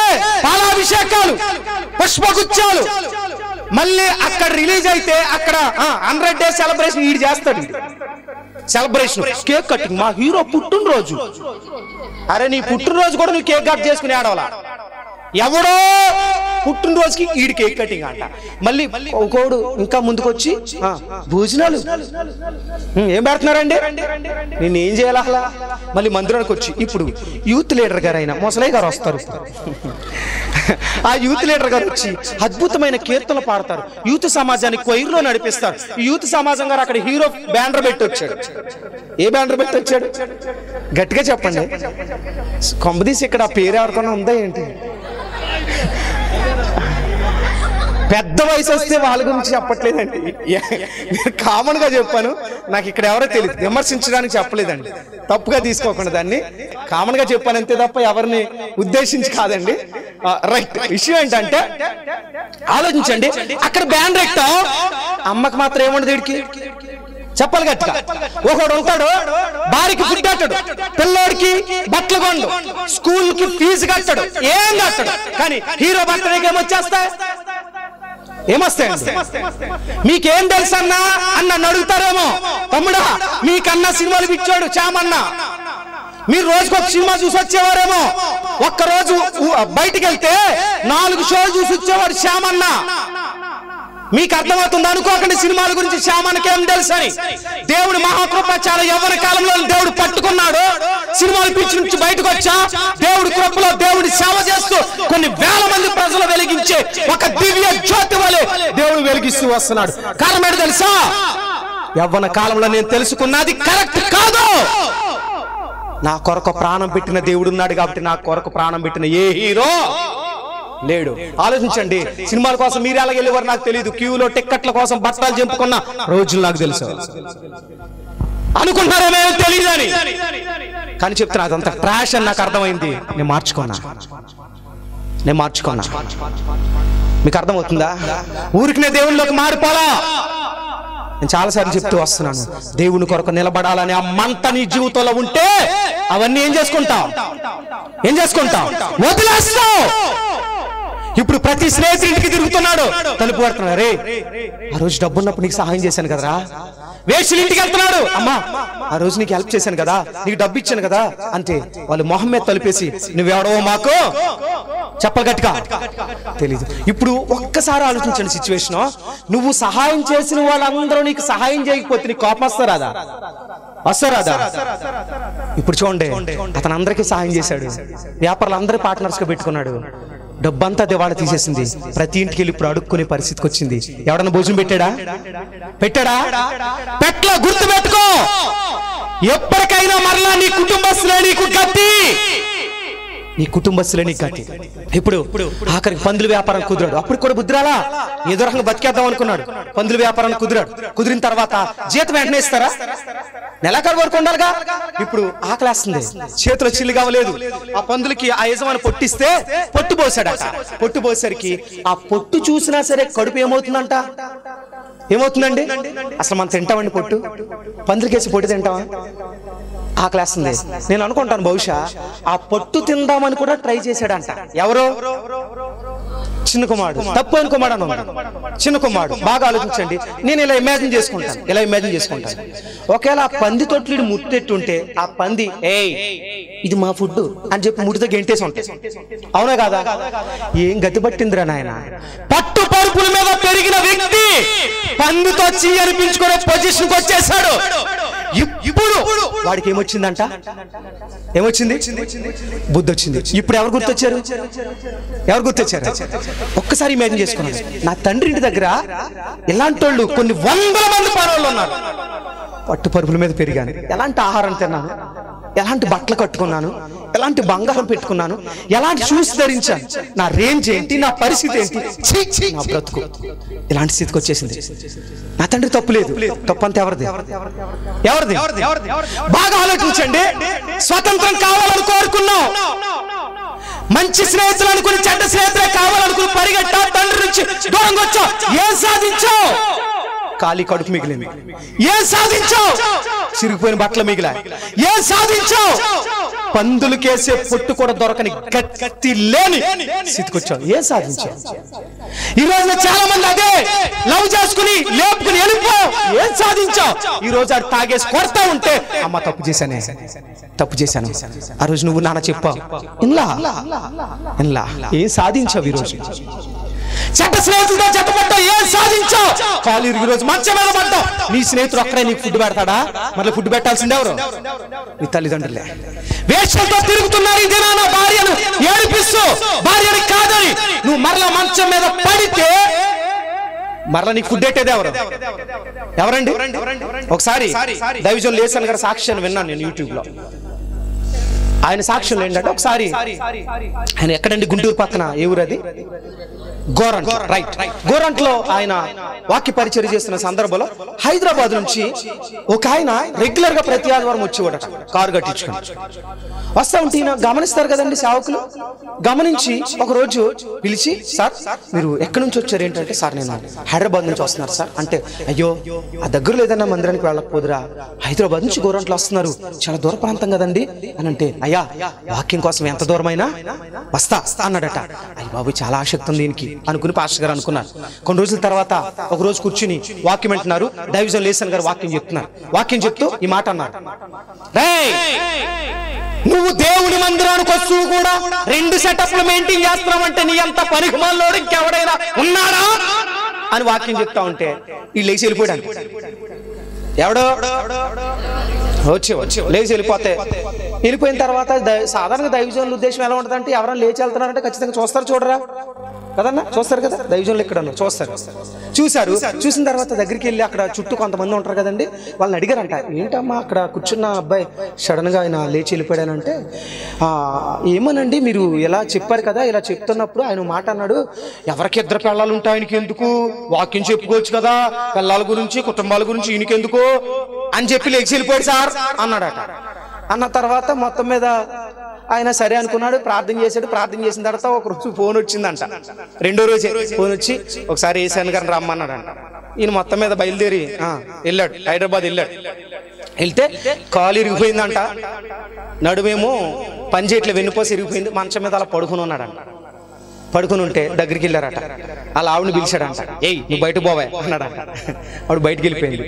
ఏసన్ గారి చేతులు పట్టుకుని, అయ్యా నన్ను క్షమించండి అయ్యా అన్నాడంట. ఎరా బాబు ఏమైంది, ఎందుకు ఏంటి అని అంటే, అయ్యా నేను మీ వాక్యం మీద ప్రేమతో కాదు, గోరంట్లో ఒక సెటప్ ఉంది నాకు, కాబట్టి ప్రతి ఆదివారం చూసుకోవచ్చు అని చెప్పి హైదరాబాద్ నుంచి ఈ భార్యను వదులుకుని 2వ సెటప్ కోసం ప్రతి ఆదివారం వచ్చేస్తున్నాను. ఆదివారం రాత్రి మీ వాక్యం విన్న తర్వాత నైట్ అక్కడ ఉండి పొద్దున్నే బయలుదేరి వెళ్ళిపోతున్నాను. మా ఆవిడ మా కుటుంబస్తులు అడుగుతుంటే, ఏసన్ గారు వాక్యం కోసం వెళ్తున్నాను అని చెప్పాను. అమ్మ బాబు ఎంత భక్తి అని వాళ్ళు ఫీల్ అయిపోతున్నారు. ఈడెక్కడికి వెళ్తున్నాడు, ఎక్కడికి వెళ్తున్నాడు? మీరు చెప్పారు కదంటే, చెప్పినప్పుడు నేను ఏం చేసుకోవాలా, సరి చేసుకుని మార్చుకోవాల్సిన వ్యక్తి మార్చుకోకుండా ఎవరిని తిట్టుకుని వెళ్ళాడు, ఎవరినండి, సేవకులు తిట్టుకున్నాడు. గుర్తుపెట్టుకోండి, ఎప్పుడైనా వాక్యం వచ్చినప్పుడు సేవకుల మీద సెటైర్లు వేసావా, ఈ పాస్టర్ గారు ఎలా చెప్పారేంటి అని సెటైర్లు వేసారా, ఈయనకి ఎందుకు ఇవన్నీ అని సెటైర్లు వేసావా, సెటైర్లు వేసావంటే నీకు దాపరం చేసింది ఏంటి, పోయే కాలం. మరి ఆడికి అదే వచ్చింది కదా, ఆడు అదే అన్నాడు. అని తర్వాత చేతులు పట్టుకుని, అయ్యా నన్ను క్షమించండి అయ్యా. ఇప్పుడు చూడండి, సెకండ్ సెటప్ కోసం వెళ్ళాడు కదా, ఈయన మంచం మీద పడిన తర్వాత ఎవరు సేవలు చేస్తున్నారు, ఎవరు ఏం సాధించావు, అక్రమ సంబంధాలు పెట్టుకున్నావు, భార్యకు తెలియకుండా బిడ్డలు ఏడిపిస్తూ సరిగ్గా పట్టించుకోకుండా ఫుడ్ పెట్టకుండా బట్టలు కొనకుండా ఏడిపిస్తున్నావు, ఏడిపించి ఏం సాధిస్తావు, ఇరిగిపోయింది. ఎవరు మళ్ళా నువ్వు పెట్టుకున్న సెటప్ నీకు చాకరీ చేయదు. నీ భర్తకు తెలియకుండా నువ్వు పెట్టుకున్న అక్రమ సంబంధాలు, ఫోన్లో ఎవరెవరితో మాట్లాడావే వాడు వచ్చి నీ హాస్పిటల్ బిల్లు కట్టడు. నీ భర్త శాశ్వతం, నీ భార్య, నీ తల్లిదండ్రులే నీకు. గుర్తుపెట్టుకో. కానీ చాలా మందికి అర్థం కావట్లా. వయసు ఉంది కదా, రంగు పొంగు ఉంది కదా, ఎవరికాల బలం ఉంది కదా, మా ఇష్టం. గుర్తుపెట్టుకో, నీ ఇష్టం వచ్చినంత సేపు నువ్వు తిరుగుతావు. దేవుడు దెబ్బ కొట్టే ఒక రోజు కోలుకోలేని దెబ్బ తిన్నాడు, పాదాలు పట్టుకున్నాడు. అయ్యా యేసన్న గారు నన్ను క్షమించండి అయ్యా, నా బ్రతుకు నేను ఏం చేసుకుంటా, మార్చుకుంటాను. ఈ మాటలు ఎందుకు చెప్తానో తెలుసా? ఈ రాత్రి మాటలు వింటున్నప్పుడు ఆ తప్పుపోయిన కుమారుడు ఏం సాధించాడు, పందుల పొట్టు మిగిలిందండి. ఇప్పుడు బుద్ధొచ్చి ఎవరు గుర్తొచ్చారు? మా డాడీ. నేను ఎలాగో కొడుకోవడానికి లేదు, ఎందుకని ఏం పట్టుకొచ్చేసాను బయటికి, ఏం పట్టుకొచ్చా, ఆశతో బయటకు వచ్చాను. కాబట్టి ఇంక నేను ఎలా కూడా ఉండను. నేను కనీసం డాడీ నేను కుమారుడుగా ఉండలేను కానీ ఒక పనుడిగా అయితే ఉంటాను డాడీ అని బతుకులాడుకుంటా అని చెప్పి వెళ్ళిపోతున్నాడట. వెళ్ళిపోయి వాళ్ళ ఊరు సమీపానికి వచ్చేసాడు. కొంతమంది ఎదురొస్తా ఉంటే ఎవరో కూడా ఇతను ఏం చేయట్లే. ఇప్పుడు ఎవరు గుర్తొచ్చారట? గట్టిగా మరింత దగ్గరగా తండ్రి గుర్తొచ్చాడు. తండ్రి గుర్తొచ్చి ఎదరికెళ్తున్నాడు, ఎవడు గుర్తుపట్టట్లా. ఎందుకని? మాసిపోయింది గడ్డం, క్రాప్ మాసిపోయింది, బట్టలు చిరిగిపోయాయి. వెళ్ళేటప్పుడు రాజవస్త్రాలు ధరించుకుని వెళ్ళాడు. చేతులకి ఉంగరాలు లేవు, బ్రాసెట్ లేవు, మెల్లో చైన్ లేదు, కాళ్ళకేమో స్లిప్పర్స్ లేవు, షూస్ లేవు, ఏమీ లేవు. నిర్మయోగంగా నార్మల్ పర్సన్ లాగా ఒక అడుక్కు తినేవాడు మాదిరిగా మారిపోయి వస్తున్నాడు. గుర్తుపెట్టుకో, దేవుణ్ణి వదిలేసిన వాళ్ళ గతి కూడా. చాలా మంది అనుకుంటున్నారు దేవుడు లేకపోతే ఏమవుద్దన్నా. నో, దేవుడు లేకపోతే బైబిల్లో చిన్నపిల్లలు చెప్తారు కదండి, దేవుడు లేకపోతే లోకమంతా, గట్టిగా లోకమంతా ఏంటండి, గట్టిగా చెప్పండి. లోకమంతా శూన్యం కాదు, సున్నా. ఐదో తరగతి పిల్లలు చెప్తారండి, దేవుడు లేకపోతే లోకమంతా. చెప్పండి, మీరు ఎప్పుడు చెప్పలేదమ్మా? దేవుడు లేకపోతే లోకమంతా సున్నా. గట్టిగా చెప్పండి. ఇప్పుడు ఈ లైఫ్ ఏమైంది? జీరో వచ్చేసాడు. ఇప్పుడు విచిత్రం ఒక విషయం చెప్పనా, ఊళ్ళో ఎవడో గుర్తుపట్ల, ఎక్కడో దూర ప్రాంతం నుంచి బిల్డింగ్ మీదకి ఎక్కి ఇన్ని సంవత్సరాలు గడిచింది కదా, ఏదో ఒక రోజు నా కొడుకు రాకపోతాడా అని చెప్పి బిల్డింగ్ మీద తిరుగుతున్నాడంట. ఎవరో? గట్టిగా ఒకసారి చప్పట్లు కూడా దేవుని స్తుతిద్దామా. ప్రపంచంలో నిన్నెవరు మర్చిపోయినా నిన్ను మర్చిపోని దేవుడు ఒక ఆయన ఉన్నాడు. ఆయన ప్రకటిస్తున్న ప్రభువు అయిన క్రీస్తు. మీకు అర్థమవుతుందా?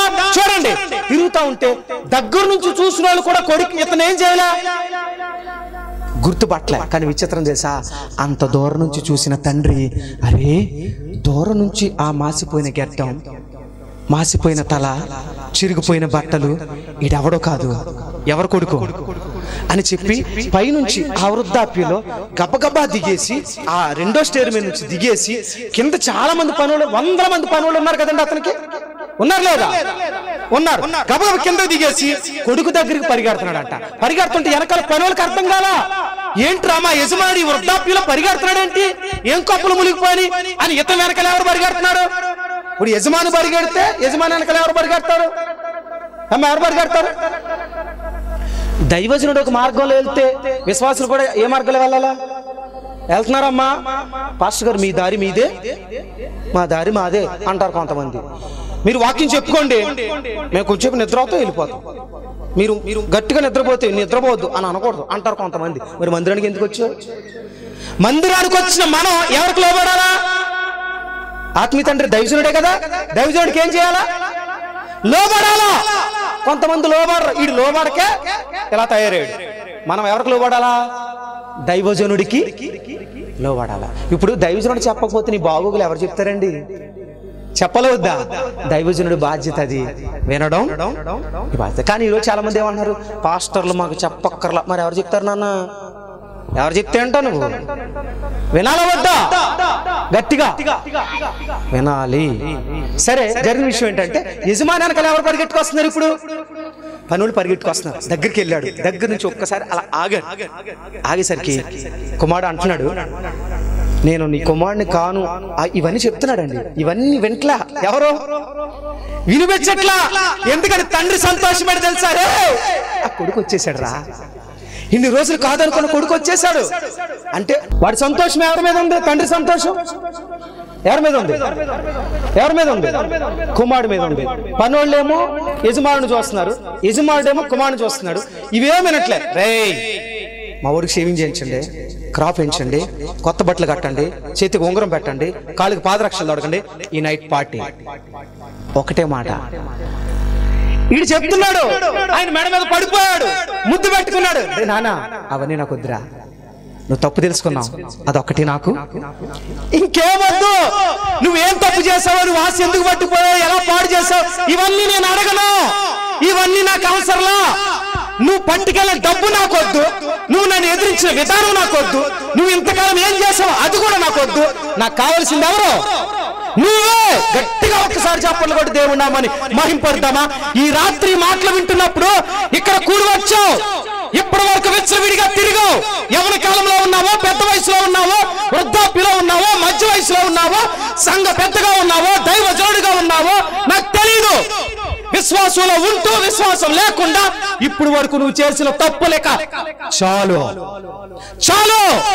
ఈ రాత్రి ఒకళ్ళు అనుకోవచ్చు, అయ్యా మనసు గద్దిస్తానే ఉంది, నేను విశ్వాసిని, నేను ఆత్మీయుని, నేను మందిరానికి వస్తున్నా, కానీ పొరపాట్లు చేస్తూనే ఉన్నా దేవుడు నన్ను క్షమిస్తాడా? ఎస్. ఈ రాత్రి దేవుడు నిన్ను క్షమించడానికి సిద్ధం. నేను చెప్పగలను.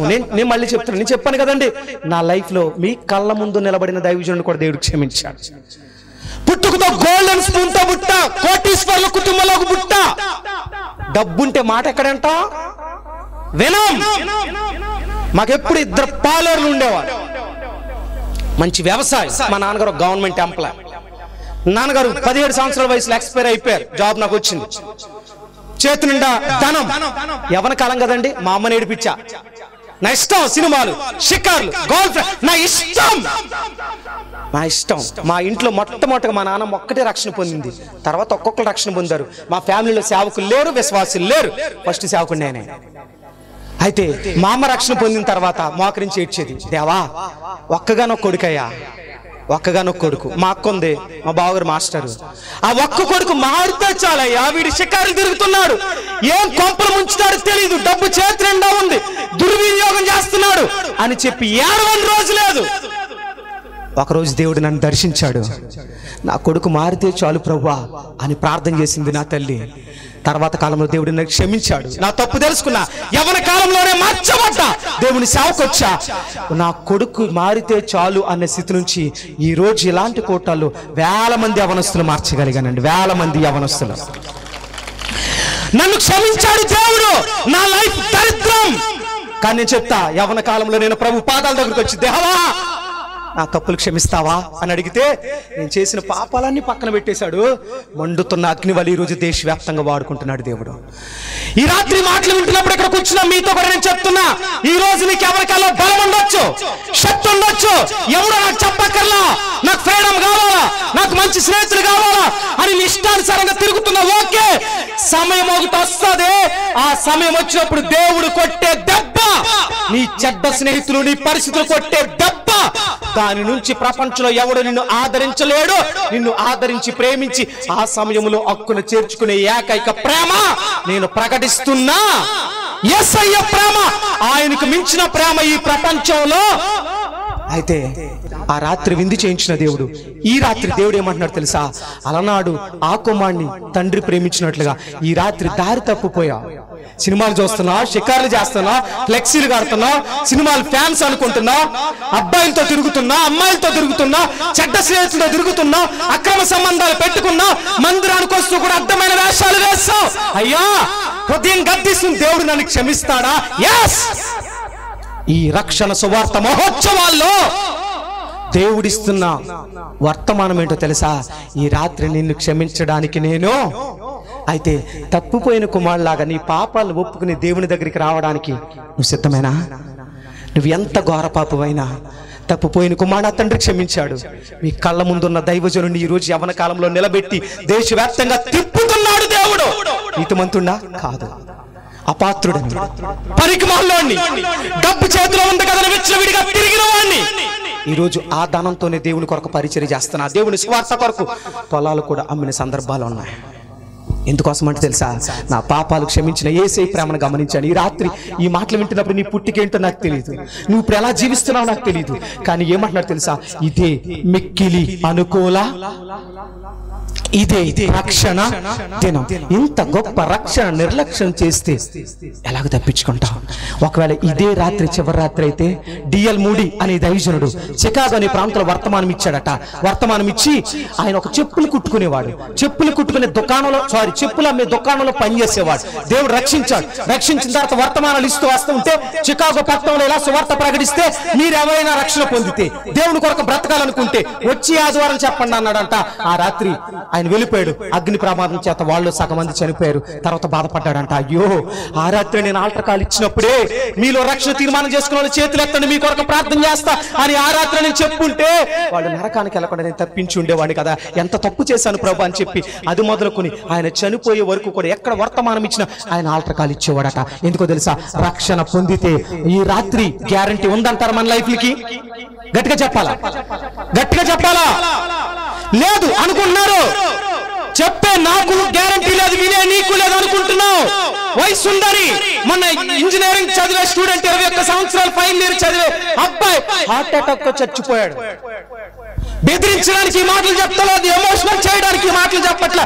కానీ తప్పిపోయిన కుమారుడు దేవుని సన్నిధికి చేరు, తండ్రి సన్నిధికి చేరినట్లుగా తప్పిపోయిన నీ జీవితం ఎక్కడ తప్పిపోయి నాకు తెలియదు. ఒకప్పుడు పాటలు పాడావు, ఒకప్పుడు ప్రార్థన చేసావు, ఒకప్పుడు ప్రభు కొరకు బ్రతుకావు, రక్షణ పొందిన కొత్తలో దేవుడి కొరకు బ్రతకాలని తీర్మానం చేసుకున్నావు. మధ్యలో ఏమైందో తెలియదు, ఏ చెడ్డ స్నేహితులు పాడు చేశారో తెలియదు, ఏ చెడ్డ ఆలోచన వచ్చినో తెలియదు. చిన్నప్పుడు సండే స్కూల్కి వెళ్ళావు, దేవుడి కొరకు బ్రతకాలని ఆశ ఉంది, రక్షణ పొందుదామని ఉంది. కానీ ఎవరో అడ్డుపడుతున్నారు, ఏ స్నేహితులు అడ్డుపడుతున్నారో తెలియదు, ఏ చెడ్డ వ్యక్తులు అడ్డుపడుతున్నారో తెలియదు. కానీ ఈ రాత్రి క్షమించమని యేసయ్య పాదాలు పట్టుకుని నువ్వు అడగగలిగితే ఆయన హక్కును చేర్చుకోవడానికి చెప్పాలా? సిద్ధమే. ఒప్పుకోవడానికి నువ్వు సిద్ధమా? మోకరించండి, ప్రార్థన చేద్దాం.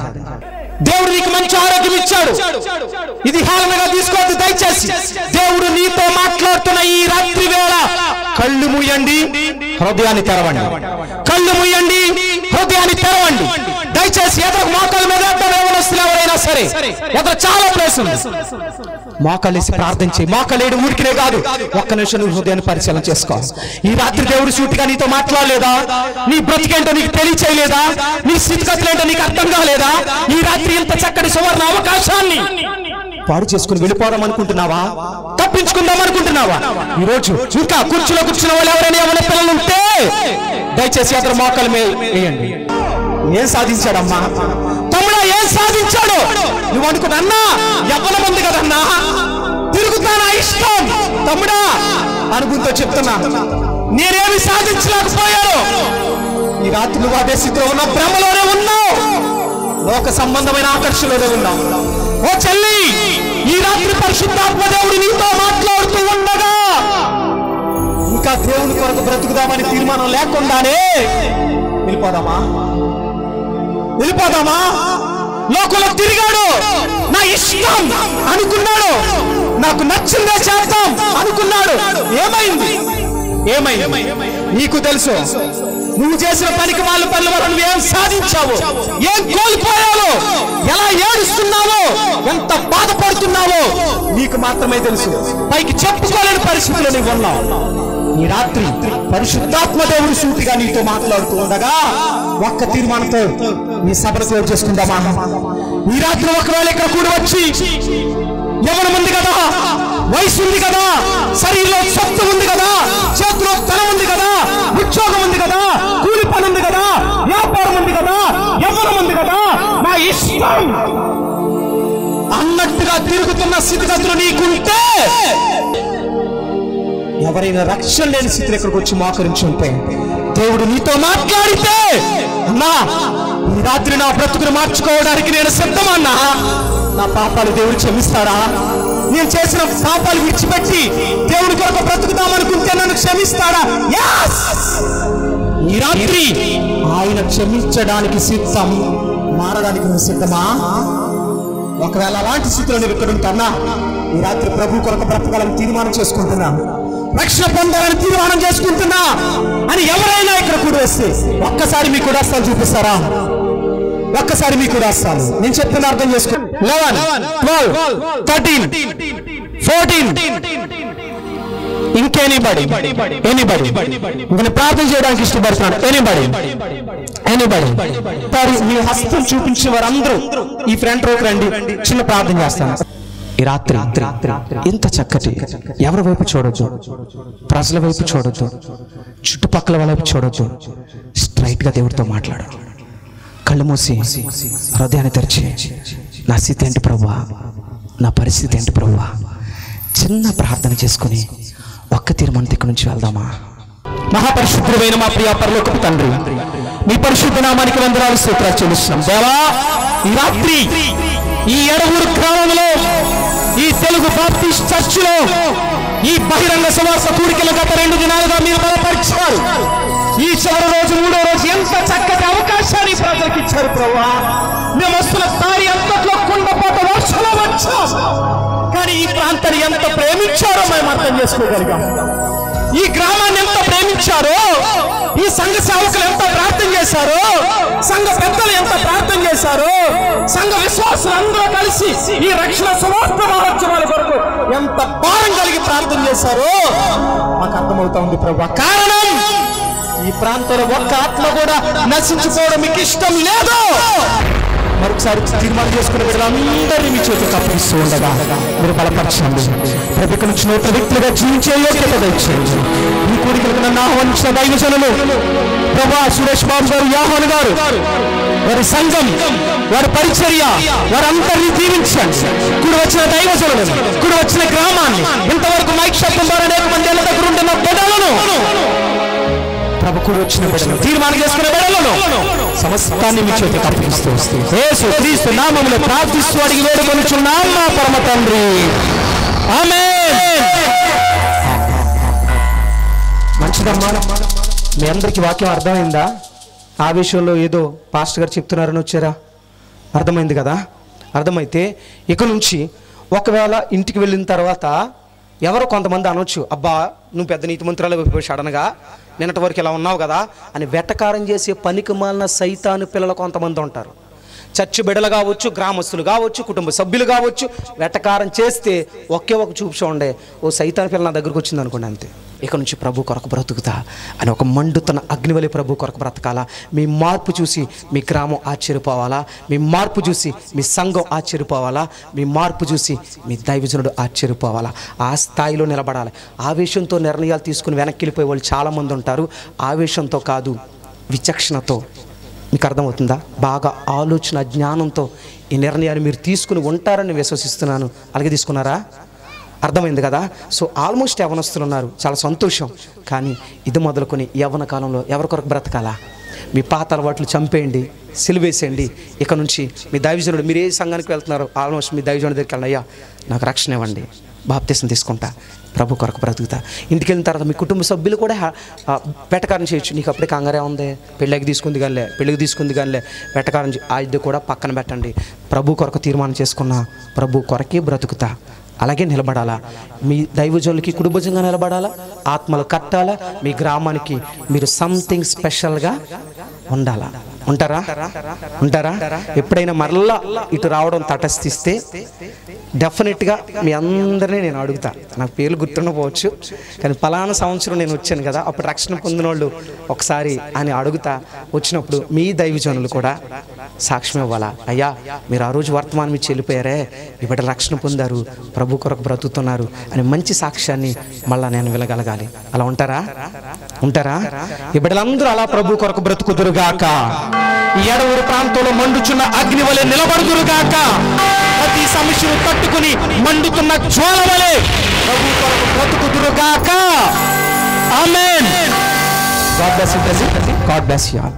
ఈ యొక్క ఆధ్యాత్మిక కార్యక్రమంలో ఈ వాక్యం ద్వారా మీరు బలపడినట్లయితే ఈ కార్యక్రమాన్ని ప్రోత్సహించండి, బలపరచండి. అలాగే మీ సమస్యలు ఏమైనా తెలియచేయాలి అని ఆశపడితే ఈ స్క్రీన్పై స్క్రోల్ అవుతున్న నెంబర్లకు మీరు కాల్ చేయండి. అలాగే మీ ప్రార్థన అవసరాల కొరకు ప్రేయర్ చేయడానికి సేవకుడిగా నేను ఇప్పుడు సిద్ధంగా ఉన్నాను. అలాగే నా వర్తమానాలు మీ ప్రాంతాల్లో వినబడాలి అని ఆశపడితే ఎవరైనా సరే దైవ సేవకులు కానీ మరి ఎవరైనా ఈ స్క్రీన్పై కనబడుతున్న నెంబర్లకు మీరు కాల్ చేయొచ్చు అని ప్రభు పేరిట తెలియజేస్తున్నాను. అలాగే నా వర్తమానాలు మీరు ఇంకా వీక్షించాలి అని ఆశపడితే బ్రో ఎం శ్యామ్ అనే యూట్యూబ్ ఛానల్ ద్వారా కూడా నా వర్తమానాలు అనేకమైన యూట్యూబ్లో ఉన్నాయి కనుక వాటిని కూడా మీరు వీక్షించి ప్రభు యొక్క దీవెనలు పొందుకోవాలని, ఆధ్యాత్మికంగా బలపడాలని ప్రభు పక్షాన తెలియచేస్తున్నాను. ఈ దీన సేవకుడి కొరకు, ఈ దీన పరిచర్య కొరకు మీ యొక్క అనుదిన ప్రార్థనలో జ్ఞాపకం చేసుకోవాలని ప్రభు పేరిట మీ అందరినీ కూడా తెలియచేస్తున్నాం. God bless you all. దేవుడు మిమ్మల్ని దీవించునుగాక. ఆమేన్. మా అడ్రస్ బేతేలు ప్రార్థనా మందిరం, ఇందిరా కాలనీ, జీడిపిక్కల ఫ్యాక్టరీ ఎదురుగా, దొండపూడి రోడ్, గోపాలపురం.